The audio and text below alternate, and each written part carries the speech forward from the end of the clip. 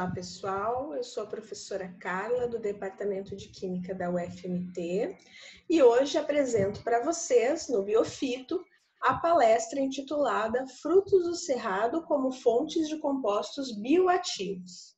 Eu gostaria de agradecer primeiramente à comissão organizadora do Biofito por esta oportunidade, e em especial o Instituto Tecnológico das Cadeias Biossustentáveis. Bem, eu preparei para vocês aqui um QR Code, né, para depois, com mais tempo, vocês, quem tiver interesse, consultar o meu CV Lattes, né, eu posso sintetizar as informações que atualmente eu tenho trabalhado na prospecção de compostos bioativos em frutos do cerrado, mais especificamente carotenoides, tá? Que são compostos pró-vitamina A, né? E mais especificamente com o fruto do acuri, tá? Então, se vocês quiserem em um momento posterior consultar o meu Lattes para obter alguma informação, tá? Eu deixo aqui para vocês o QR Code, assim como o meu e-mail, né? Para quem quiser entrar em contato, tirar dúvidas sobre essa palestra ou sobre algum outro assunto relacionado à minha área de pesquisa, certo? Então, fica o convite aí para vocês para entrarem em contato comigo no futuro. Bem, nessa palestra, então, né, o overview, ou seja, os tópicos que eu vou falar nessa palestra, eu vou apresentar para vocês, eles estão basicamente relacionados à prospecção de compostos bioativos em frutos do cerrado, certo? Então, nós vamos aí, vamos nos detalhar a respeito desse bioma, que é um bioma muito importante, né, do nosso país, tá?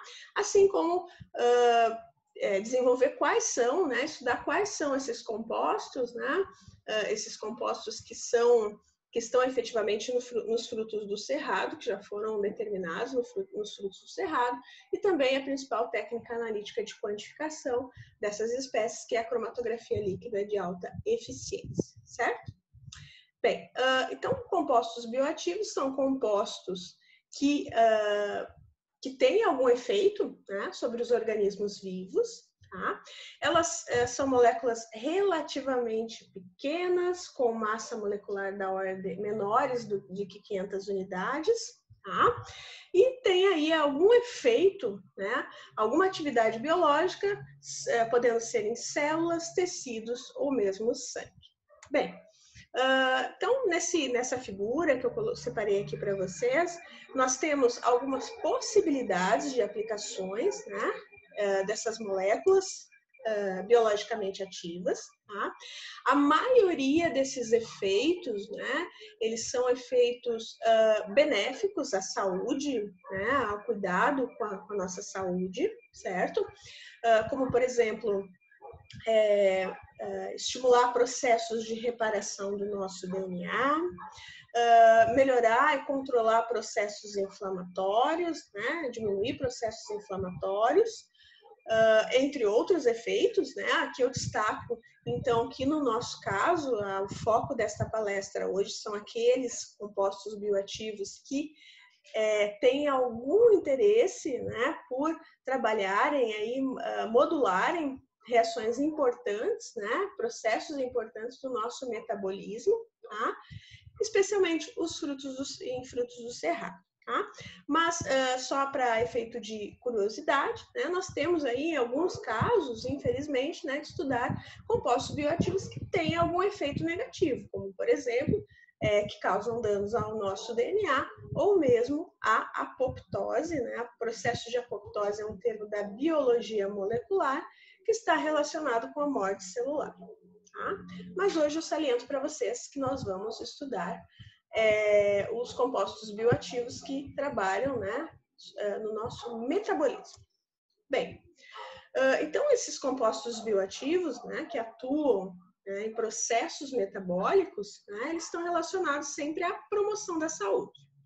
Eles são componentes extranutricionais, ou seja, essa função no processo metabólico não tem a ver necessariamente diretamente com os processos de nutrição do nosso organismo, mas sim com alguma função específica. Então, por isso, eles estão chamados de alimentos funcionais, certo? Eles ocorrem em baixa concentração nesses alimentos, da ordem de miligramas por litro ou inferiores, dependendo da natureza desse composto bioativo. Eles têm efeitos terapêuticos, ou seja, eles estimulam a saúde, certo? E eles, por uma questão lógica, eles são divididos em classes de compostos, certo? Dependendo da sua estrutura, dos grupos funcionais, né, da química orgânica, enfim, mas eles são divididos em classes. Quais são essas classes? Majoritariamente nós temos 2 classes, isso dados atuais, né? Quem sabe no futuro nós possamos aí trabalhar com limites de quantificação, de detecção e quantificação nos equipamentos, melhorar aí as nossas técnicas instrumentais de identificação desses compostos, e pode ser que esse quadro até aumente. Mas, né, no dia de hoje, na presente data, nós temos aí basicamente 2 classes de compostos, que são os compostos fenólicos e o outro grupo dos carotenoides, tocoferóis, fitoesteróis e compostos orgânicos contendo enxofre, certo? Os compostos fenólicos, eles se dividem em 2 outros grupos, que são o grupo dos flavonoides e o grupo dos não flavonoides. O grupo dos flavonoides, nós temos os flavonóis, as flavanonas, as isoflavanonas e as antocianidinas. Dos não flavonoides, nós temos os ácidos fenólicos, em especial 2 grandes grupos, dos ácidos hidroxicinâmicos e dos ácidos hidroxibenzoicos. Tá? Aqui eu deixei um exemplo de cada um desses 2 grupos, que são os grupos os representantes mais conhecidos, no caso o ácido cinâmico e o ácido benzoico, respectivamente. Por outro lado, né, os compostos não flavonoides também podem ser da classe dos taninos, estiobenos e lignanos, certo? Então, aqui, já adiantando um pouco o tema, né, da nossa apresentação, eu saliento aqui a questão dos carotenoides, que é especificamente o tópico que eu venho trabalhando no momento, certo? Bem, esses compostos bioativos, então, estão divididos em classes e eles têm algum efeito benéfico à saúde, isso nós já sabemos. Quais são esses efeitos? Ora, esses efeitos podem ser, por exemplo, em relação aos flavonoides, como atividade anticâncer, vasodilatadora, anti-inflamatória e antioxidante. Nós temos os ácidos fenólicos com efeitos pré-bióticos, ou seja, efeitos que favorecem aí os nossos processos intestinais, e também antioxidante. No caso do ácido cinâmico, ele já foi estudado e apresenta efeito antitumoral, né, in vitro, no caso, né, para testes in vitro contra células de melanoma, né, que é um câncer extremamente agressivo, tá? Carotenoides também, como fontes de vitamina A, como fontes pró-vitamina A, vamos dizer assim. Tocoferóis, que são fontes de vitamina E. Nós temos também os fitoesteróis, né, que trabalham na redução de doenças cardiovasculares. Os sulfetos alílicos, que apresentam como efeitos benéficos a redução do colesterol, da pressão sanguínea, melhoram o sistema imunológico e reduzem o risco de câncer gástrico. Taninos, que têm atividade antioxidante, antisséptica e vasoconstritora. E lignanas, com efeitos benéficos, por exemplo, de inibição de tumores hormônio-dependentes. Então, né, os compostos bioativos têm uma série, relacionados aos processos metabólicos, tem uma série de efeitos benéficos à saúde. Então, da importância de nós os estudarmos. Bem, isso de uma certa forma já está um tanto quanto introjetado nos nossos hábitos, né? Porque, né, todos nós, né, os nossos pais, enfim, as pessoas que foram responsáveis pelo nosso cuidado, quando fomos crianças, normalmente esses nossos pais nos falaram: olha, você precisa comer frutas e verduras. Então, né, já existe aí um certo sentimento, né, de que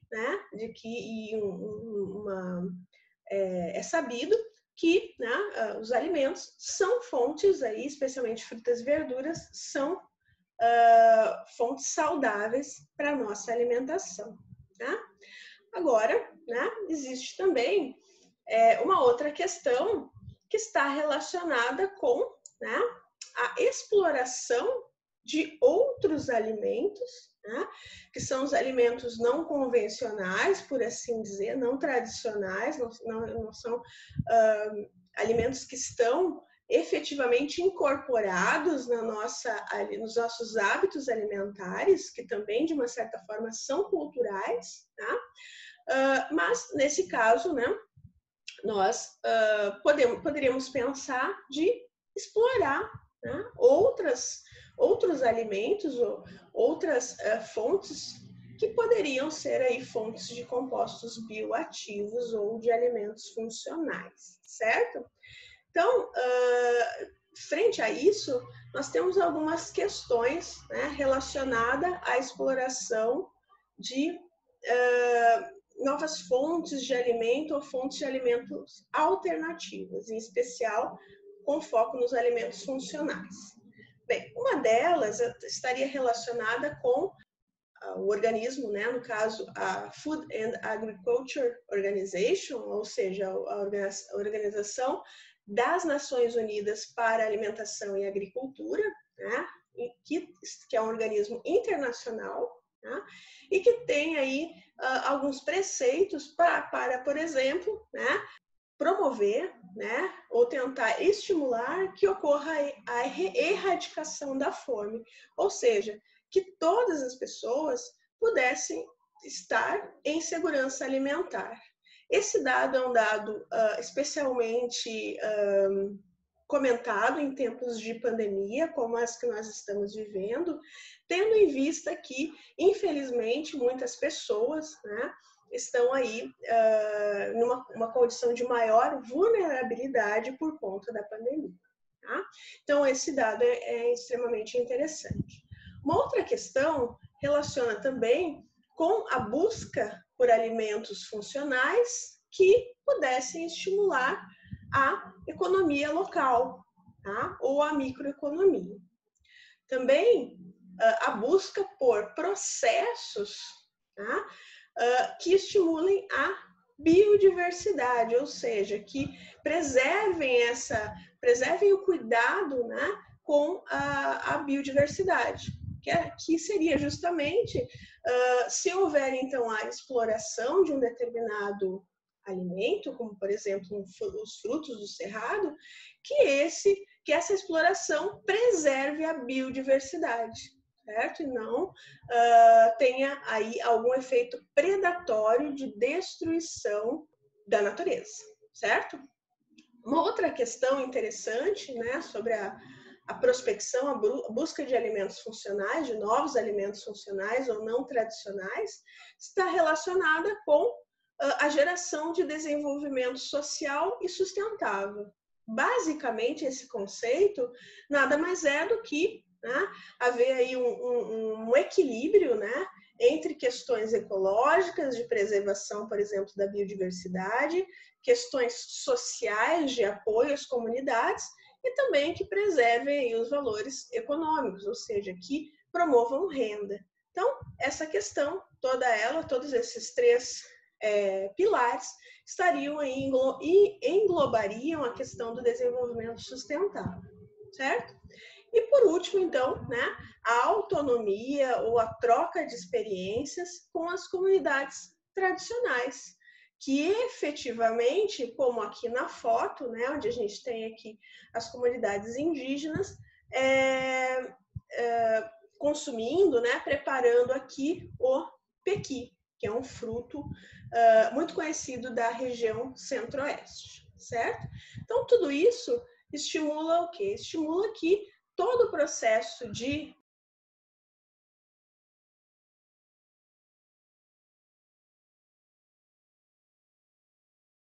primícia à questão de gerar processos biossustentáveis, certo? Bom, isso tudo, na verdade, né, nós temos aqui, vai de encontro com, né, a ONU, ela lançou algum tempo atrás, né, 17 objetivos, né, 17 metas, por assim dizer, para o desenvolvimento sustentável.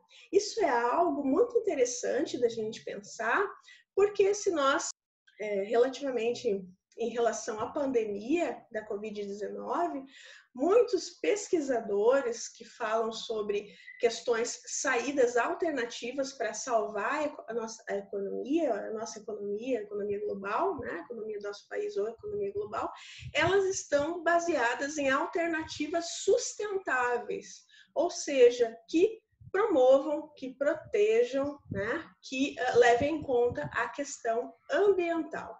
Então, isso é um tema de muito interesse para a pesquisa. Bom, considerando, então, esses 17 objetivos da ONU, né, da Organização das Nações Unidas, nós temos aqui alguns deles que se relacionam diretamente com essa prospecção de novos alimentos funcionais. Qual seria? A erradicação da pobreza pela geração de renda às comunidades, né, comunidades tradicionais e que detêm o conhecimento desses alimentos, tá? A questão da segurança alimentar, ou seja, de promover que todos os indivíduos tenham acesso à alimentação e de muito interesse de que essa alimentação seja saudável, certo? Também objetivos relacionados à boa saúde e bem-estar, a manutenção da nossa saúde, certo? E também de geração de emprego e renda, né? Ou seja, de desenvolvimento econômico. Então, todos esses objetivos, né, que eu coloquei aqui para vocês, para sintetizar que quando nós estamos numa comunidade prospectando alimentos funcionais, por exemplo, frutos, né, como é o caso desse exemplo que eu coloquei aqui na palestra, nós precisamos entender que esses preceitos de biosustentabilidade, de autonomia das comunidades, deve ser preservado. Então, o que nós vamos fazer, nada mais do que trocar experiência com as comunidades tradicionais que têm o conhecimento, né, de manejo, de utilização, né, desses frutos, ou mesmo até de plantas, como nós vamos ver na sequência, plantas medicinais, certo? Bom, então, quando nós falamos do cerrado, né? Então, né, são os frutos do cerrado como fontes de compostos bioativos. Esse o bioma cerrado, na verdade, ele é um dos biomas brasileiros de maior importância, né? Devido aí às suas características. Por exemplo, ele é considerado a nossa savana tropical, né? E pode-se dizer que é a mais rica do mundo em termos de biodiversidade. Ele está situado numa área, majoritariamente a sua maior extensão aqui na área central do Brasil, incluindo o centro-oeste, que é onde nós estamos. Eu estou aqui em Cuiabá. É o segundo maior bioma do país, só perde apenas para o bioma amazônico, né? E está sobre um clima que tem duas estações, clima tropical sazonal, com duas estações, uma estação de seca e uma estação chuvosa, né? Então, as características dos frutos do cerrado provavelmente terão relação, né, se esses frutos são sazonais, com algumas características que envolvam uma estação de seca e uma estação chuvosa. A estação de seca A título de curiosidade, vai de maio a setembro e a chuvosa de outubro a abril, certo? Além disso, esse bioma é de extrema importância, né, e tem essa biodiversidade porque ele está em contato com 3 bacias, importantes bacias hidrográficas do nosso continente, do continente sul-americano, que é a bacia amazônica do Tocantins, a bacia do São Francisco e também a bacia do Prata, certo? Então, nós temos aí uma área de muito interessante do ponto de vista das espécies, de biodiversidade. Bom, esse bioma, ele tem, então, ele é considerado um hotspot, ou seja, uma reserva mundial de biodiversidade. Nós temos aí aproximadamente já catalogadas, né? Esse número também está em constante modificação. Dados de 2016, 2.500 espécies da fauna, como mamíferos, peixes, répteis e anfíbios, tá? Além de mais de 12.000 espécies vegetais, certo? E essas espécies, elas são agrupadas em 11 fitofisionomias, que é um termo da botânica que está relacionado com o aspecto desses vegetais, certo? Então, essa é a classificação do bioma cerrado em relação à sua biodiversidade. Também eu saliento para vocês um dado importante, né, que abriga milhares de insetos, né? Em especial aqui eu vou dar uma ênfase em relação às abelhas, né? O bioma cerrado é considerado como uma reserva, tá? Um refúgio das abelhas, né? Um refúgio dos trópicos, né? Das abelhas, né? E todos nós sabemos que existe uma questão ambiental bem complexa, né? Onde essas abelhas estão em perigo, né? Estão aí sendo ameaçadas, né? Tão importantes pelos processos de polinização, né? Que são aí promovidos pelas abelhas, em função da utilização, o uso de inseticidas, tá? Que são agrotóxicos, certo? Então, também a importância, né, da biodiversidade e de manutenção da vida do bioma cerrado. Bom, esse bioma, então, né, em relação às plantas, né, em relação à flora, como eu comentei com vocês, mais de 12.000 espécies vegetais, dados de 2016. Nós temos que dessas mais de 12.000, 220 espécies apresentam algum efeito ou são utilizadas como uso medicinal.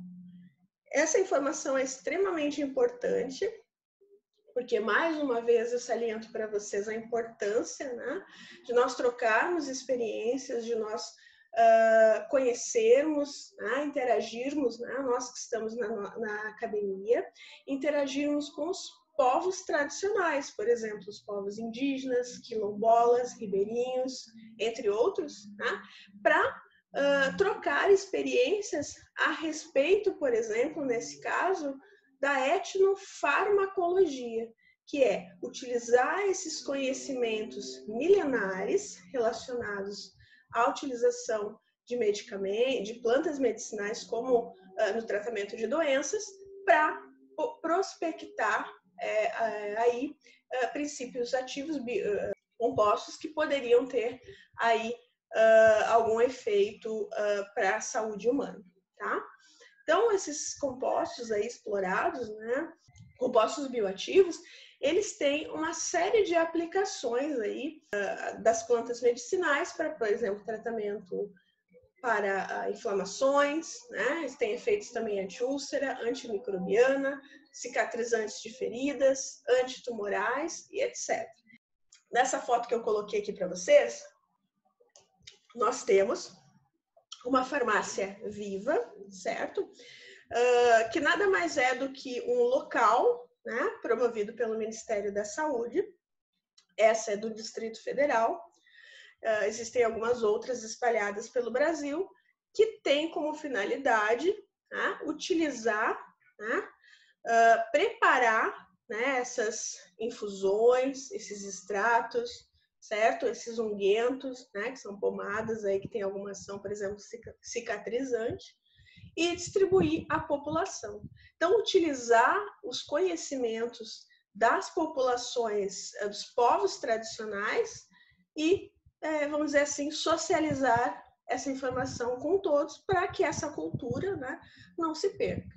Tá? E com isso nós estamos sempre, então, beneficiando a biodiversidade, porque nós vamos produzir essas plantas sem agredir a natureza, cultivar essas plantas sem agredir a natureza, certo? E por fim, né, o bioma cerrado, né, ele tem aí uma importante fonte de biodiversidade que vocês já devem conhecer, que é o Pantanal Mato-Grossense, certo? Então, o Pantanal Mato-Grossense é uma importante fonte de compostos bioativos e de biodiversidade. Bom, em relação aos frutos, né, do cerrado, nós temos mais de 60 espécies frutíferas nativas que são comestíveis, ou seja, que já são consumidas pelos povos tradicionais, tá? E são utilizadas, né, algumas delas, até há mais de 11 mil anos atrás. Então, né, notem que esse conhecimento é um conhecimento muito interessante, né, de ser explorado, porque salienta a importância da valorização dos povos tradicionais e dos saberes dos povos tradicionais. Bom, aqui eu coloquei alguns exemplos, né, de frutas do cerrado, como, por exemplo, ananás, curriola, pixirica, murici, marmelada de bezerro e mangaba. Mas, como eu falei para vocês, nós temos muitas outras frutas do cerrado que são consumidas. Até mesmo porque esse bioma ele é bem extenso, né? Passa por diversos estados, ele está majoritariamente centralizado na região centro-oeste do Brasil, mas ele tem aí algumas variações. Dependendo da região, nós temos a produção de uma ou outra fruta em maior abundância, certo? Majoritariamente. Essas frutas elas são consumidas in natura, né? Ou até mesmo para preparados, como por exemplo doces, sorvetes, sucos, salgados e óleos, certo? Então, são consumidas das mais variadas formas. Bom, em relação à região centro-oeste, né, que é a região que eu estou localizada hoje, que eu realizo as minhas pesquisas, nós temos, inclusive, um fruto célebre, né, que vocês provavelmente, quem não é aqui da região centro-oeste, mas do resto do Brasil, poderá conhecer, que é o pequi, né? Então, o pequi, ele foi elevado, né, até mesmo como um prato tradicional da região centro-oeste, né? Nós temos aí o conhecido arroz com pequi, né? Inclusive em programas de reality shows de culinária, né? Nós temos aí muitas vezes a preparação de pratos tradicionais, e o prato tradicional da região centro-oeste poderá vir a ser o o arroz com pequi, utilizando o fruto do pequi, certo? O pequizeiro, que é o pequi.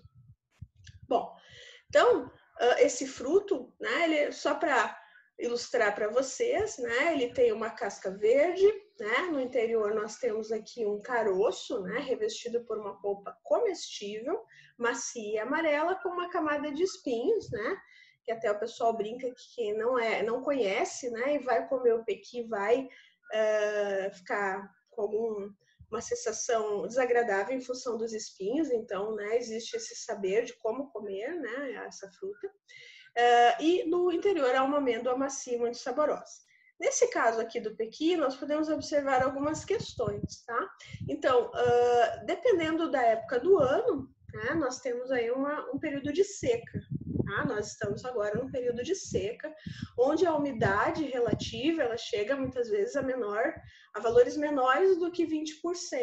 Né? Então, nós temos aí um clima extremamente quente, né? Um período onde o clima é quente e seco.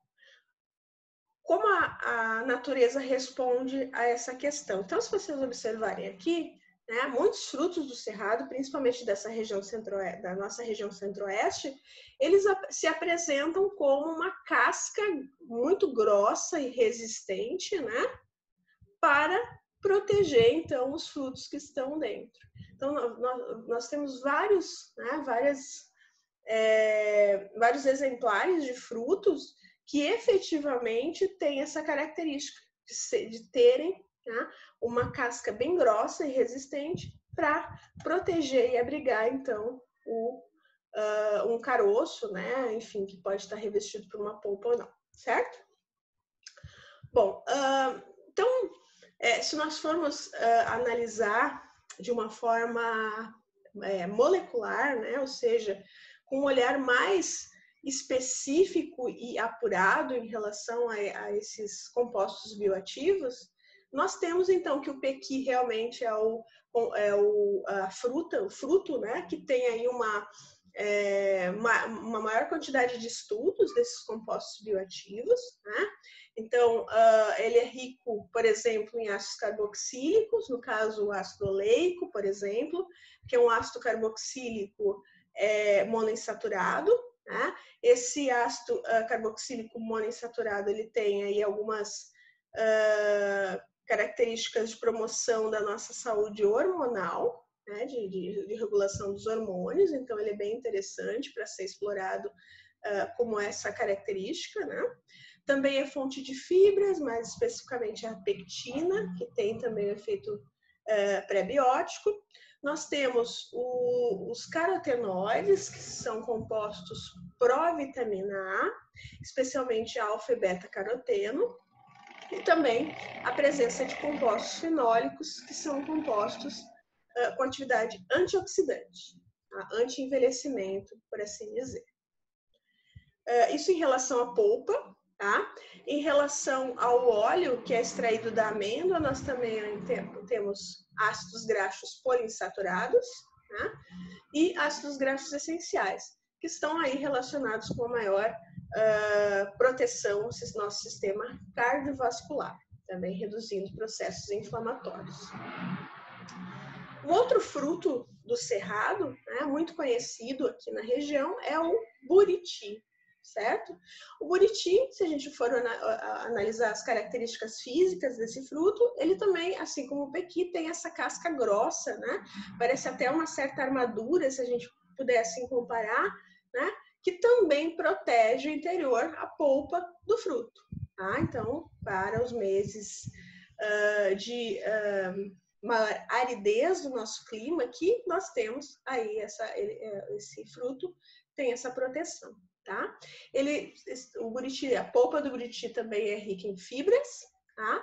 E carotenoides, pró-vitamina A, especialmente o beta-caroteno, que é o precursor da vitamina A de maior importância. Eu vou comentar isso na sequência para vocês por quê, tá? Rico também em compostos fenólicos, vitaminas C, E e Fe. Para não ficar só na nossa região, aqui no centro-oeste, né, na região aqui onde eu estou, eu também coloco um outro exemplo, né, de frutas mais, né, que se desenvolvem em maior abundância, frutos de maior abundância da região do Piauí, né? Então, nessa referência aqui que eu coloquei para vocês, nós temos outros frutos, né? Por exemplo, oiti, murici e carnaúba, tá? Que são ricos em compostos fenólicos, antocianinas, carotenoides, que são compostos pró-vitamina A e também vitamina C. Tá? Então, a gente pode entender que essa biodiversidade ela é enorme e também tem fatores locais aí que vão modular, né, quais são os frutos mais abundantes em uma determinada região e também desse bioma, do bioma cerrado, e também relacionado à época do ano que eles estão sendo cultivados, produzidos. Um outro exemplo, tá? A gabiroba, tá? Essa aqui eu coloquei para vocês, né? Que eu tenho uma certa memória de infância em relação, né? Eu sou do Rio Grande do Sul, né? Mas lá nós temos aí algumas árvores, né? Pés, vamos dizer assim, como a gente chama, de gabiroba, tá? E eu tenho aí uma memória de infância muito bonita em relação a esse fruto, porque na casa da minha avó, né, existe aí uma árvore que é da infância da minha mãe também e que produz gabiroba. Então, né, eu tenho aí essa memória de infância de consumir esse fruto. Isso me traz uma satisfação muito grande. Então, tem essa questão também, só para ilustrar novamente para vocês, essa questão regional, né, das frutas e dos hábitos alimentares. Também rica, gabiroba, em carotenoides, que são compostos pró-vitamina A. Chegando aqui, então, numa região mais próxima da onde nós estamos trabalhando e pesquisando, nós temos, então, o território da Baixada Cuiabana, certo? Então, eu estou na capital, em Cuiabá, e nós temos aí uma área maior, né, dentro do município de Mato Grosso, que é a Baixada Cuiabana. Essa Baixada Cuiabana, ela tem, então, desde a região Cuiabá e região metropolitana, por exemplo, o município de Várzea Grande, né?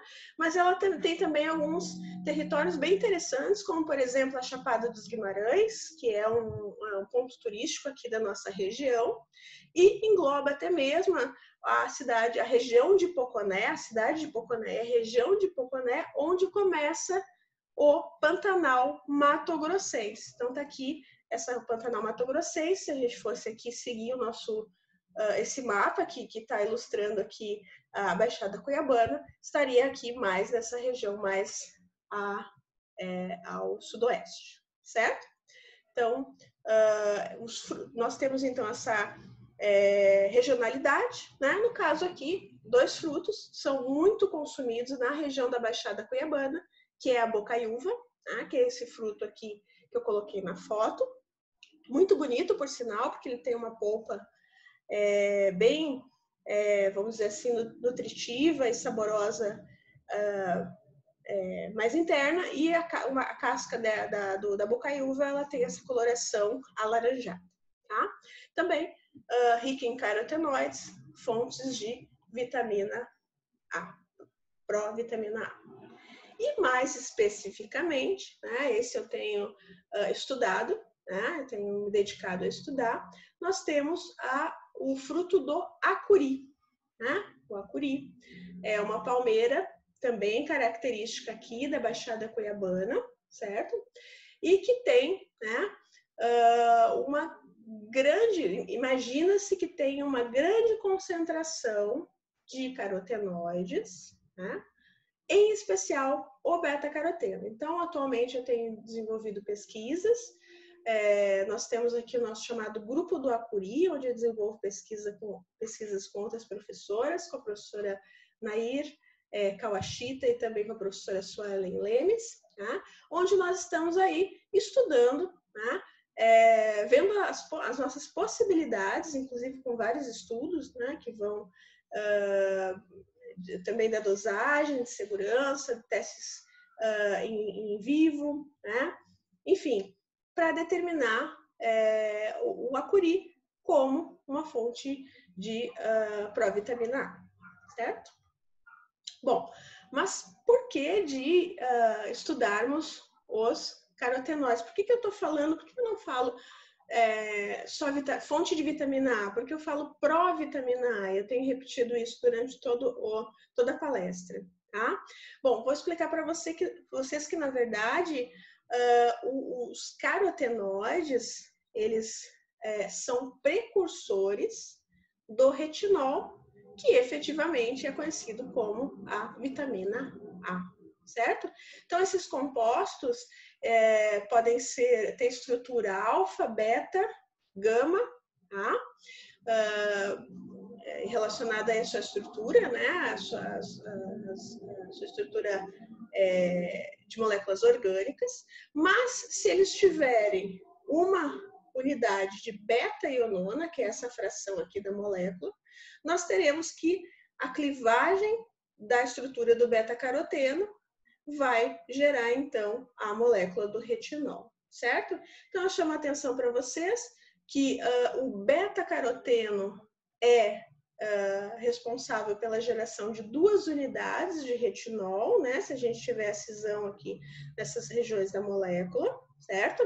Outros carotenoides, como o alfa-caroteno e o gama-caroteno, apenas uma molécula de retinol, e, portanto, né, nós podemos dizer que se né, um fruto tiver aí maior concentração de beta-caroteno, que ele tem maior eficiência na produção de vitamina A, certo? Então, por isso, são compostos pró-vitamina A, ok?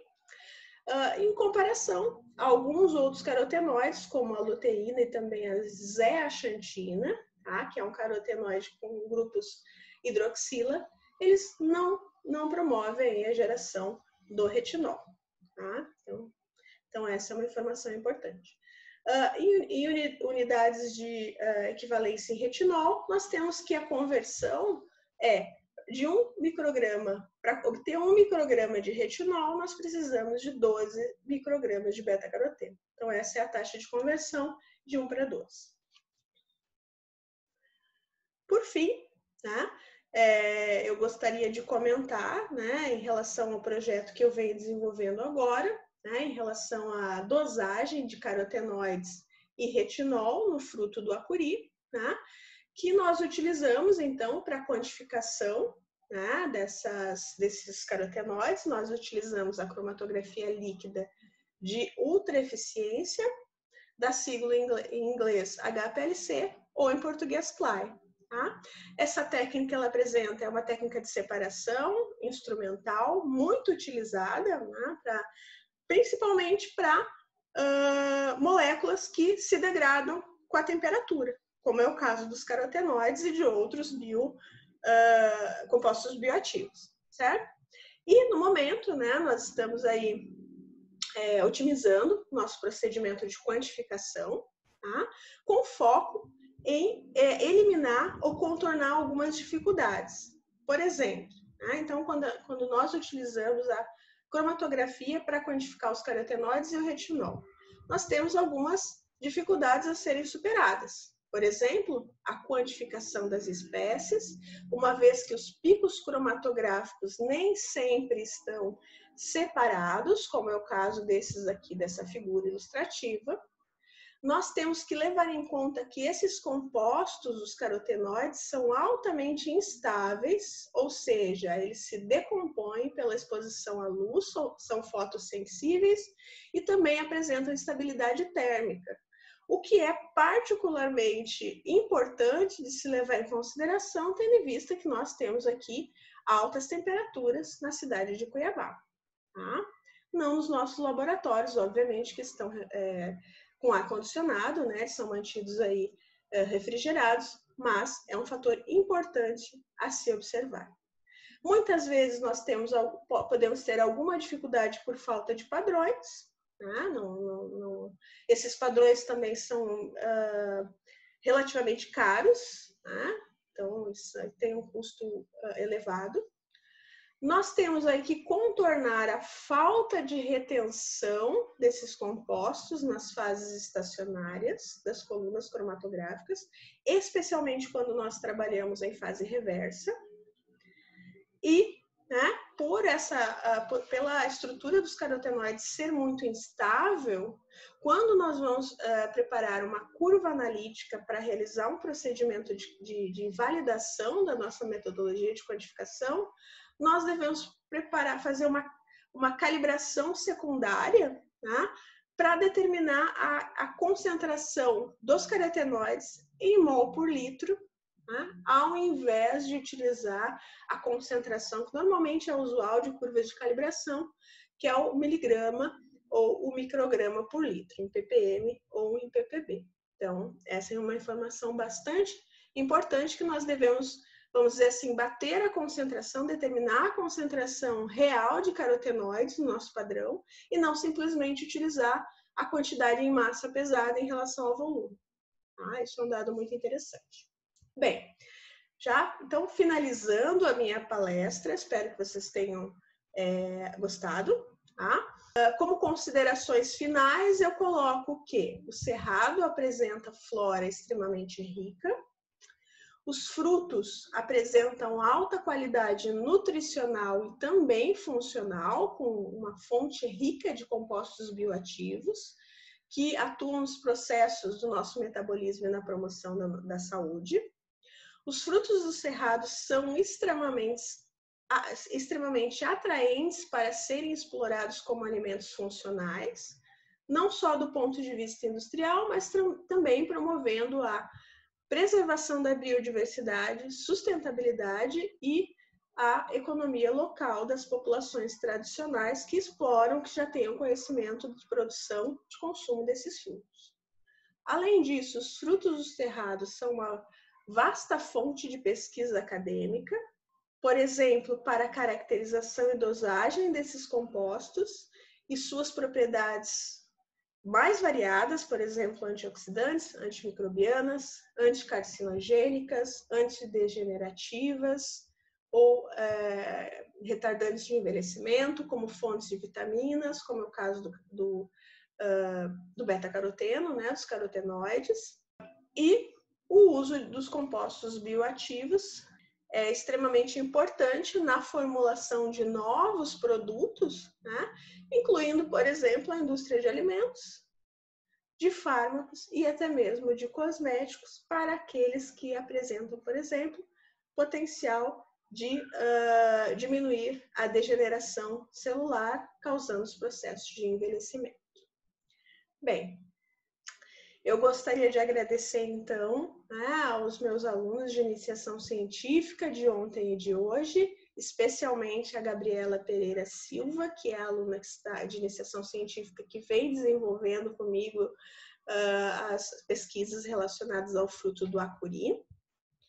Gostaria também de deixar uma mensagem de positividade para vocês, né? Nós estamos passando por um momento extremamente difícil do ponto de vista de saúde, mas eu gostaria de deixar a inspiração dessa fotografia, né? Que está relacionada a um lago na Nova Zelândia, onde nós temos chamado Wanaka, onde nós temos esta árvore, né? Que, como vocês podem ver, seria pouco provável que ela se desenvolvesse dentro de um lago, mas isso acontece, né?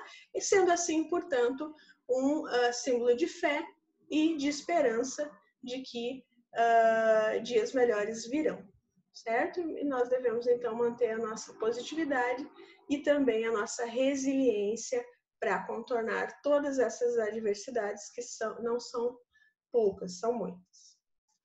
Por fim, mais uma vez, gostaria de agradecer ao Biofito, ao Instituto Tecnológico das Cadeias Biossustentáveis, pela oportunidade. Dizer o meu muito obrigado a todos vocês, à comissão organizadora e a todos vocês. E, mais uma vez, frisar, deixar aqui o meu e-mail, que é o carlag@live.com, para contatos futuros sobre parcerias, sobre dúvidas dessa palestra ou qualquer outro assunto que eu possa vir a ajudá-los. Certo? Muito obrigada!